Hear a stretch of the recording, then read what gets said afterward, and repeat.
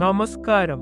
ഗണേശ വിഗ്രഹങ്ങൾ വീട്ടിൽ വെക്കേണ്ട സ്ഥാനത്തെക്കുറിച്ചാണ് ഇവിടെ പരാമർശിക്കുന്നത്.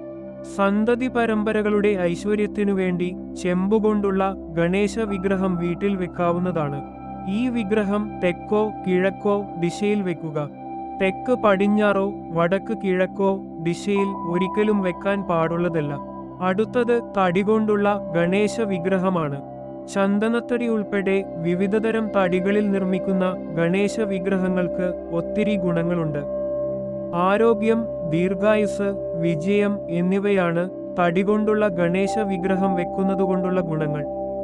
വടക്കുകിഴക്ക് അല്ലെങ്കിൽ കിഴക്ക് ദിശയിൽ വെക്കാവുന്നതാണ്. തെക്കുകിഴക്ക് ദിശയിൽ ഇവ വെക്കാൻ പാടുള്ളതല്ല.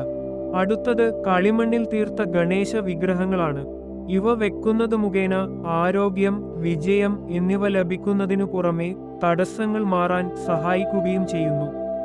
ഇത്തരം വിഗ്രഹങ്ങൾ പടിഞ്ഞാറ് അല്ലെങ്കിൽ വടക്ക് ദിശയിൽ വെക്കരുത്.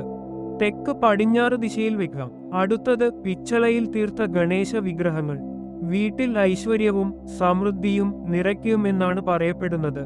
അതുകൊണ്ട് പിച്ചളയിൽ തീർത്ത വിഗ്രഹം കിഴക്ക്, തെക്ക്, പടിഞ്ഞാറ് ദിശകളിൽ വെക്കാവുന്നതാണ്. വടക്ക് കിഴക്ക്, വടക്ക് പടിഞ്ഞാറ് ദിശകളിൽ ഇവ ഒരിക്കലും വെക്കാൻ പാടുള്ളതല്ല. അതിനാൽ വീട്ടിൽ ഗണേശ വിഗ്രഹം വെക്കുന്നവർ ഈ കാര്യങ്ങളൊക്കെ ഒന്ന് ശ്രദ്ധിച്ചു വെക്കുന്നത് നല്ലതായിരിക്കും.